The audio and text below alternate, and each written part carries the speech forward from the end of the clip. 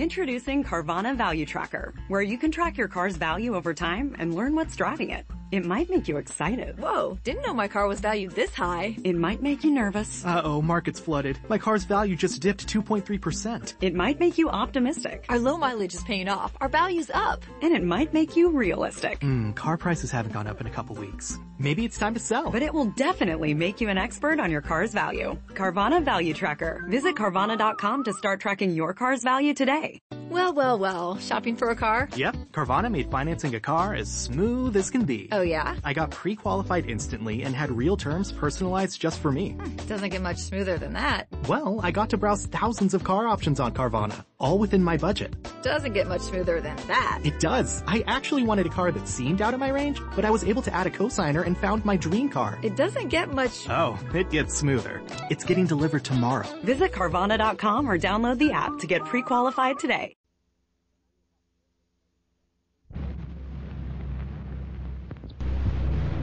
This is One Man's Family.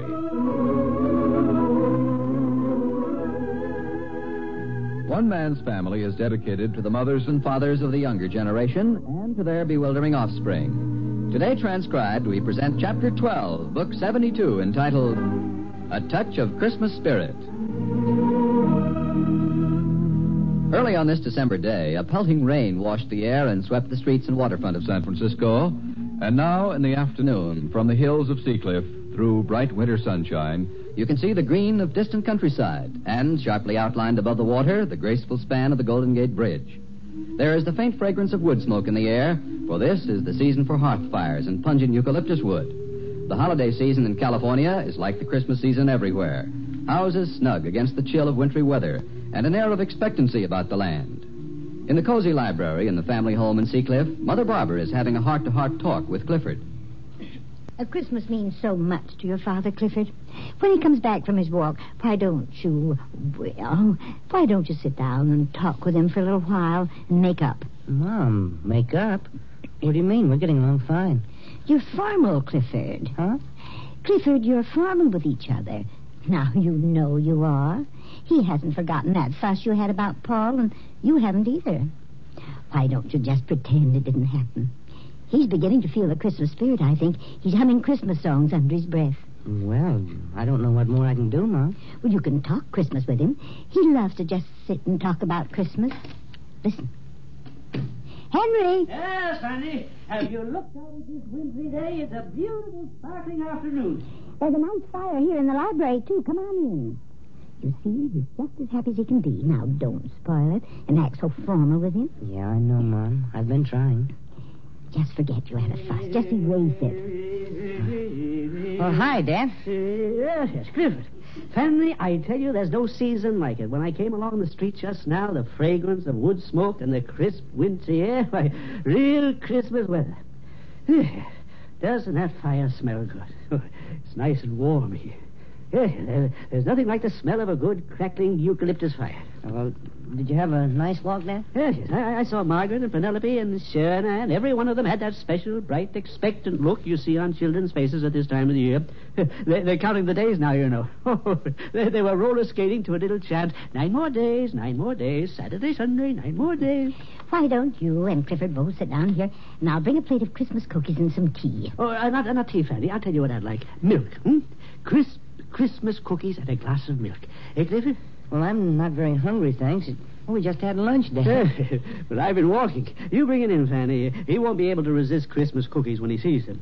They're the star-shaped ones, Clifford, sprinkled with those little candies. we'll gedunk them, eh? That's what's good. Christmas cookies gedunked in rich cold milk. You both sit down, and I'll be right back.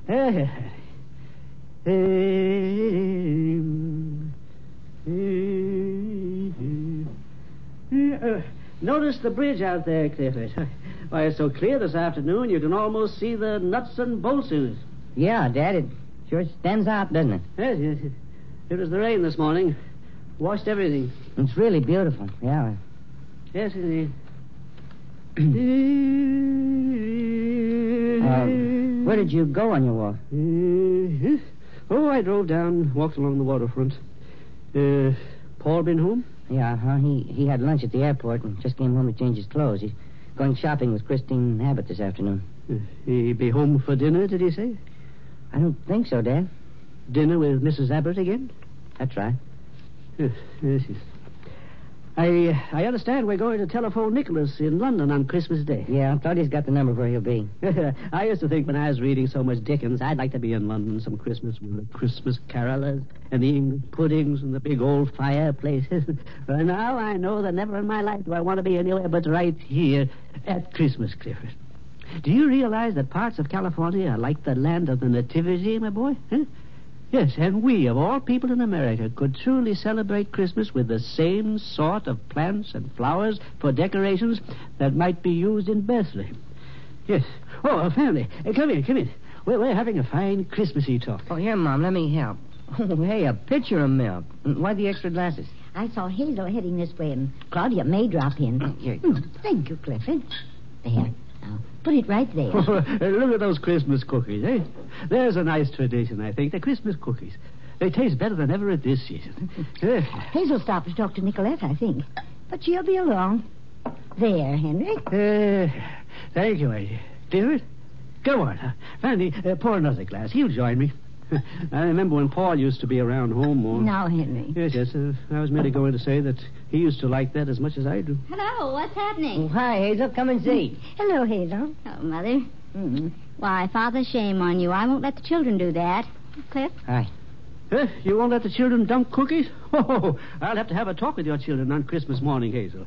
I'll say that one's manners may bend with the season. Sit down. Oh, I have a package out here that I want to hide first. I'll be right back. That's the sort of thing that makes for excitement on the children's faces, eh? The hidden packages. You open a closet door, and there in their colorful wrapping... Oh! What is it, Henry? I forgot. I have something hidden in the closet myself. I have a new and interesting new kind of Christmas wreath. I'll go... Oh, I'll get it, Dad. Oh, will you, Clifford? It's in the hall closet. It's a round package, brown paper. Oh, okay, Dad. When you were at Jack's the other day, Fanny, a young man came to the door here. He was working his way through college, a sophomore at Berkeley. And his father made plastic Christmas wreaths in his basement. What did you say, Henry? Plastic Christmas wreaths. Plastic, Fanny. I never heard of such a thing. Is this it? That's right. Here, give it to me, Clifford. Thank you very much. Yes, the salesman was a very, very bright-faced, alert young man named Yonches, Wilbur Yonches. And his father has learned how to make plastic leaves and holly berries and plastic ribbons down in his basement. Oh, really, Henry? Yeah, a splendid idea, isn't it? Well, Yeah, then you don't have to go out and buy a new wreath each year. There it is, you see. You just put it away with the Christmas tree lights, and there it is. Yes, I'll wrap it. He showed me a sample, a little one, the day he was here. Very attractive. Oh, remember, Fanny? Remember the very morning that young man called, you had said that I was reactionary. You remember? You said I was reluctant ever to accept anything new. You recall that, Fanny? Well, when I saw the sample of this plastic holly wreath, I didn't hesitate a moment. No. I recognized at once what advantages there would be in always having your holly wreath where you could put your hands on. Here. You and Mother and yeah, up to the minute. Yes. There it is. Like it? Well, you get off a little distance and you won't be able to tell it from the real thing, eh? rather a pale green, isn't it, Henry? No, Fanny. It's the shadows in here. Put the light on there, Clifford. The floor lamp. I think he kind of went overboard with that plastic ribbon, didn't you, Dad? There. Look at it in the light, Fanny. Better? There, Fanny? How much did you pay for that, Henry? Well, now, Fanny, when you consider that with care it'll last for years... How much, Henry? Well, it isn't like a wreath that you use once and throw away. Yes, I know, Henry, but how much did it cost? Only $8. He was a young, hard-working sophomore at Berkeley, a very deserving boy, and... Well, I think it's just terrible, Henry. Huh? Look at it. It's cheap-looking, Henry. Why, it's a machine-made. It's just awful. I like it. You don't either like it. Now, stop pretending. Now, I won't put it on the door, Henry. That's final. I simply won't do it. $8. They ought to be ashamed. We could hang it on the back door, maybe. What in the world's that, Father? Oh, Hazel. I've got a wreath for you. It's modernistic. Here you are, my dear. The wrapping paper's still here. I'll tie it up for you. Oh, no, thanks, Father. Thanks very much, but I always buy my wreaths, real ones, from the Girl Scouts, little friends of Margaret's, you know. What's so funny? No, Clifford, I like it. Hello, who's home? It's Claudia. Hey, Claude, we're in here in the library. Oh, coming. Put that awful thing out of sight, Henry. Oh, what a glorious day, isn't it? Hello, everybody. Hi. Well, you are in a glow. Oh, God's in his heaven and all's right with the world. Mom, Dad, how are you, Hazel? Fine. How's my twin? Strike gold somewhere, Claude? Oh, the most wonderful thing happened. I wrote Nicky airmail the other day, and said we'd phone him Christmas. I asked him to give me a phone number where he'd be Christmas Day. Well, at 2:00 this afternoon, the phone rang, and a voice said, London, England, calling. And then there were some clipped British voices, and then he said, I say, old girl, what did you want my phone number for? So you could give me a ring. Oh, how wonderful. Who was calling from where? Nicky? From England, Mom, from London. He was reading my letter, he said, and suddenly he just couldn't stand it anymore. He hadn't thought of calling us. It hadn't occurred to him until then. So he promptly put in a call, and in no time he said there we were chatting as if he were right next door. So he's decided to call us here Christmas morning so he can talk to everybody. Frightfully expensive, isn't it? Well, I'd rather have a long-distance phone call than a plastic wreath, Henry. Much rather. Anytime. Oh, he sounded just wonderful. He sent his love to everybody. And he can come home, he thinks, sometime in January. Oh, it was grand. You know, Hazel, when I heard him, I felt as if I'd just been holding my breath, waiting. Holding my breath until he got home again. Now I'm breathing once more. And it becomes you, Claudia. I told him his package arrived today. It did, this morning. A big package. Presents for everybody. And he was relieved about that. No wonder you look thrilled, my dear. Oh, Mom. Oh, and now at last I feel like putting up some Christmas decorations. Huh? Oh, I haven't done very much so far, Dad. But now I've got the Christmas spirit, too. Yes. Well, I've got something right here for you, Claudia. Here, hang this on the front door, eh? There's something to start with. What's this? Plastic. The latest thing, made. It was either made by an honest, nearsighted old man in a basement, or it was machine-made by guys who just didn't care. We don't know which. The young man. The sophomore from Berkeley, Dad. Was he the one? Huh? What's that, Claudia? Oh, a terrific salesman, isn't he, Dad? Nicky bought 2 of them from him last year. Only he was a senior at Santa Clara then. You say Nicky bought 2 of them? Yes, poor darling. Oh, Dad, where are you going? I'm going to phone Jack. He can't afford a Christmas wreath anyway, so he'll be glad to have it. I'll go get him on the phone. Well, that'll be swell, Dad. Uh-huh. Sure, come on over. Oh, Betty's downtown doing some Christmas shopping. Yeah. No, Nicolette's here. We're holding down the fort. Okay, Dad, I'll see you in a little while. Bye. Dad said he had a new kind of Christmas wreath he wants to bring over. Oh, has he been making it? No, this is something special he bought. Thought it would look nice hanging on our front door. I think Betty said she was going to get a wreath while she was downtown today. Oh, is she? Gosh, I wish Dad had let us know sooner so we could have saved that dough. Yes. Jack, would you hand me that sewing basket there? Yeah. Here you are, Nicolette. Thank you. Well, I've got all these clothes folded up. What can I do now? Nothing. Everything is just about done, except this little bit of mending.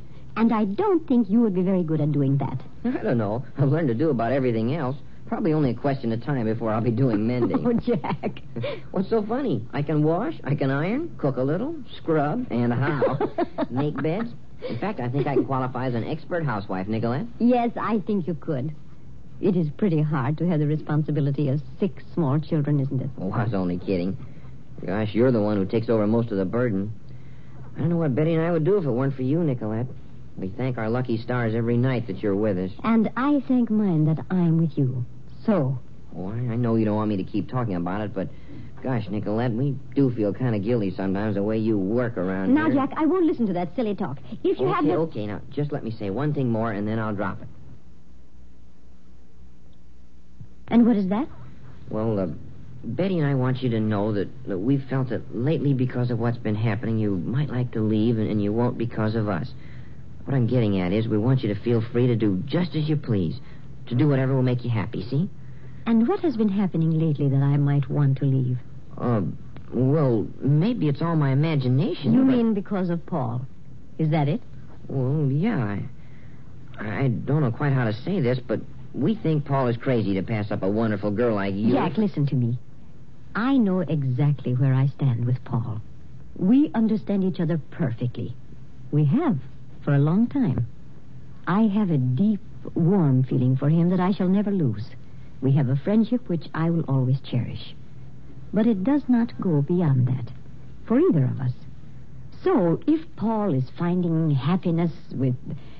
whatever is going to make him happy is going to make me happy, too. Can't you see that? There aren't many people in this world as unselfish as you are. I am not so unselfish. I work hard here because it gives me joy.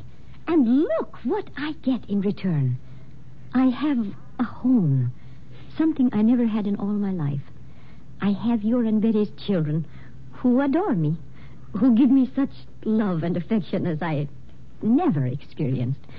The whole Barber family has taken me to its heart and given me security and a feeling of being wanted and needed.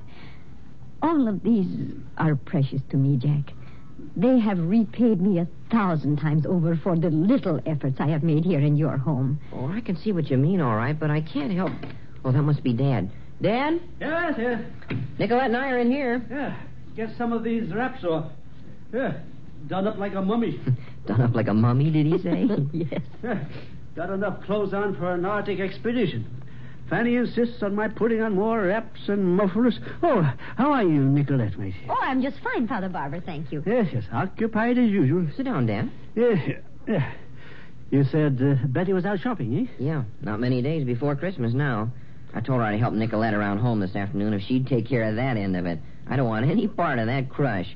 Betty loves to mill around in the stores at Christmas time, though.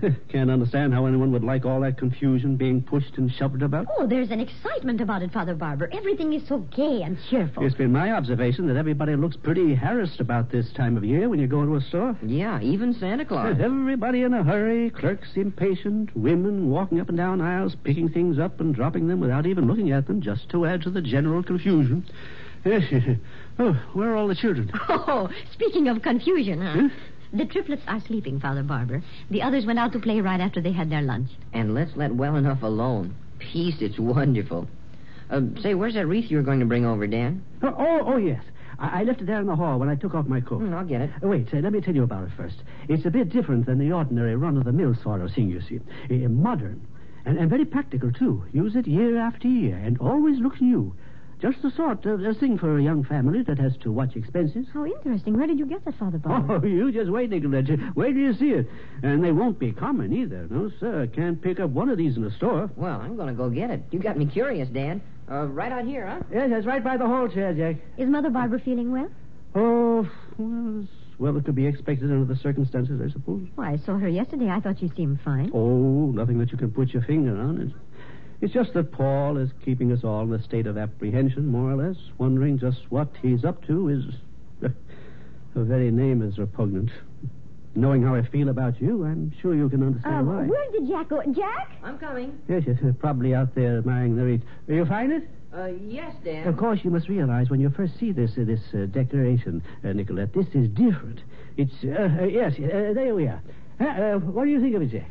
Well, it sure is different, isn't it? Exactly what I was saying to Nicolette. Different, unusual. Oh, what is that?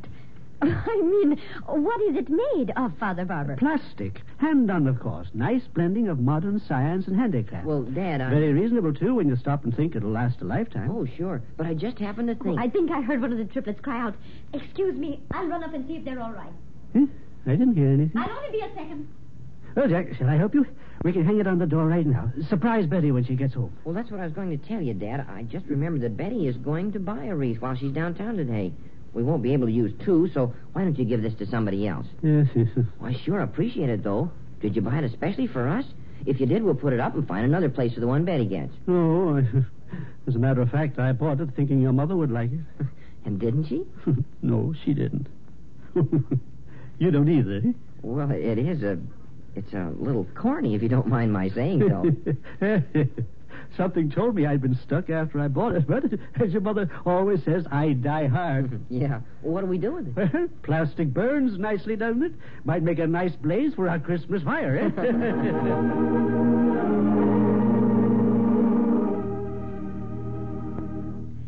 Let's put all the packages right here on the big library table, Paul. You poor man. You can hardly see over that load. Well, you can take a couple of these off the top, Chris. Huh? Wait till I put mine down. I'll help you. Oh, there. Now, I'll give you a hand, Santa Claus. Good. Now I have a little better vision. All right, there'll be fine, Paul. Oh, is that breakable? Oh, no. No harm done. Those are Sharon Ann's doll dresses. How can you tell? There are dozens of packages here. I've got them marked. How would we be able to tell when we start wrapping if we didn't? I hadn't thought of it, I guess. I always used to have them gift wrapped at the store, and my worries were over. Oh, but don't you think it'll be a lot more fun to wrap them ourselves? We can make them much prettier than a store can. Well, I'm sure you can, Chris, but I warn you that I'm not going to be much help. When I try to wrap a package, I really butcher it. The paper gets all wrinkled, the stickers won't stick, the ribbon breaks, the pig won't jump over the stile, and I shan't get home tonight. I think all this Christmas shopping has made you addled. Wasn't it fun? Oh, it was wonderful. I don't know what I would have done without you, Chris. Shopping done for the whole family, and you helped me pick out the perfect gift for each one. I do hope they like everything. You know, it might be wise not to tell them I helped you, though. It might dampen their enthusiasm. Oh, Paul, forget I said that. Can you? It was stupid. I wish there was some way I could convey to all of them the thought and interest that you put into each one of these gifts. Honestly, it's amazing how you seem to know just what was the right thing for everybody. I feel as though I know them, Paul. Well, I think I'll change into a comfortable dress, and then we'll start to wrap. I feel all gussied up in this outfit. You sure you're not tired? We can do this another time if you like. Oh, I'm not a bit tired, and I love to fix Christmas packages. Maybe it's because I want to show you how clever I am at it. Fine. Well, I'll lick stickers. You sound pretty great here. Oh, Rex, we didn't hear you come in. Hi, Rex. Hi, yourself. What are you going to do, open a branch store? I never saw so many packages. Chris helped me do my Christmas shopping today. Oh, Rex, we've got some adorable things for the children. What children? Paul's nieces and nephews. Huh. And there are quite a few of them, you know. Starting with Jack, you got 6 right there. I'm sure they just love to know that you had anything to do with selecting the things. I better not tell them, Paul. Now, Rex, you just stop right now. Paul and I are all filled with a wonderful Christmassy feeling, and we're not going to have you dampen it. We've had a glorious day, and we're going to spend the rest of the afternoon doing packages, and we're going to have fun doing it. So you just run along if you're not in the holiday spirit. What a sister, eh, Paul? Don't you love it the way she tells me off? Ever done it to you? Not yet. I think she's been tempted, though. I'm going to change. You can talk about me while I'm gone. I won't be long, Paul. All right. Christmas. You really like it, Paul? Sure. I'm crazy about Christmas, aren't you? It depresses me.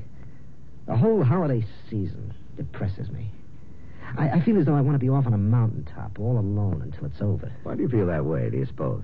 Oh, I guess it's because we had such miserable Christmases when we were kids. No money for presents. Never asked any of the houses around here to see the trees and all the grand decorations. Chris would get some kid's cast-off doll here in the neighborhood. Your mother sent over one of Cliff's suits he didn't wear anymore for me one Christmas, I remember. You know, that sort of thing.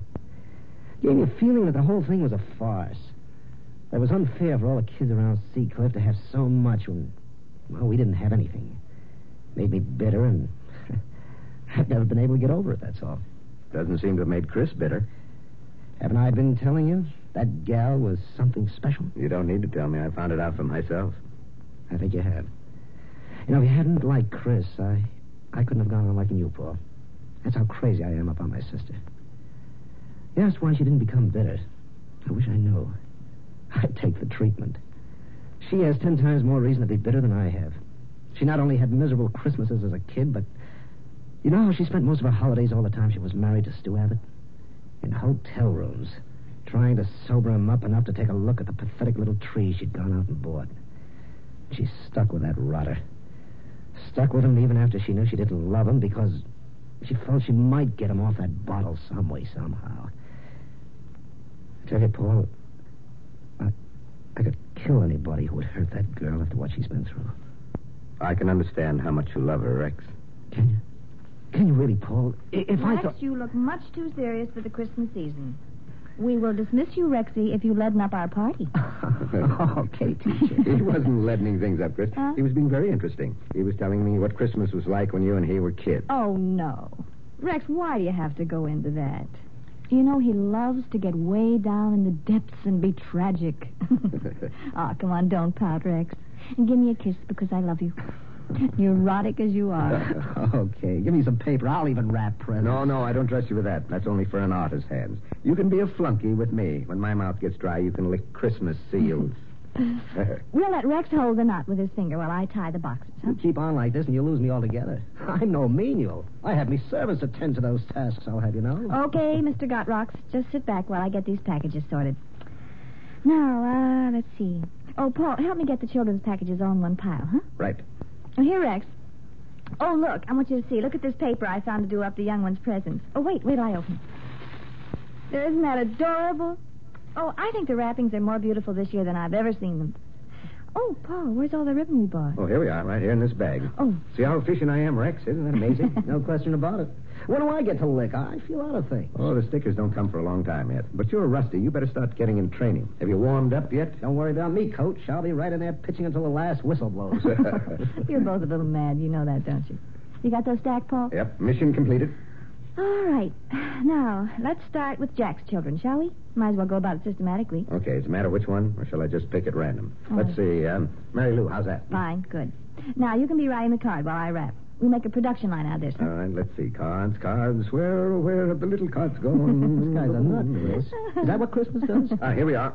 Uh-oh, no pen. Oh, that's right. Now, there's a job for you at last, Rex. There's a pen right there on the desk, Chris. Dry. I tried it last night. Get yours like a good boy, huh? Or get mine if you like. It's right inside my little desk. Have no fear. I'll come back with something. Oh, that's beginning to look wonderful, Chris. Mm-hmm. Put your finger on the knot, will you? Mm-hmm. Thank you. You can take your hand away now. I don't want to. What? If I leave it there, you have to touch me. You have such beautiful hands, Chris. So delicate and yet so strong and efficient. They've become strong from playing the piano. Have you loved today, Paul, as much as I have? Really loved it? Yes. And I loved it because I was with you. And because I love you. I love you, Paul. Chris, I have a box here in my pocket. You want me to wrap it? No, it's not a Christmas gift. It's a ring I want you to wear. It's a ring that says I want you to be my wife. Will you? Yes, Paul, I'll wear your ring. I'll wear it proudly. Ever so proudly.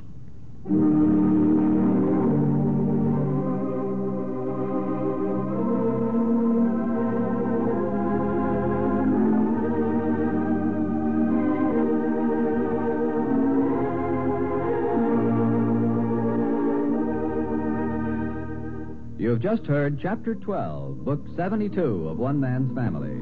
Written, produced, and transcribed under the direction of Carlton E. Morse. Chapter 13, entitled Christmas Morning with the Barbers, will come to you next week at this same time. What's on NBC today? Comedy by Phil Harris and Alice Faye, and great drama on Theater Guild on the Air. Maurice Evans and Edna Best recreate their original Broadway roles in the Browning version today on Theater Guild. There's always good listening on NBC, so keep tuned here. One Man's Family came to you from California. Now stay tuned for the Quiz Kids on NBC.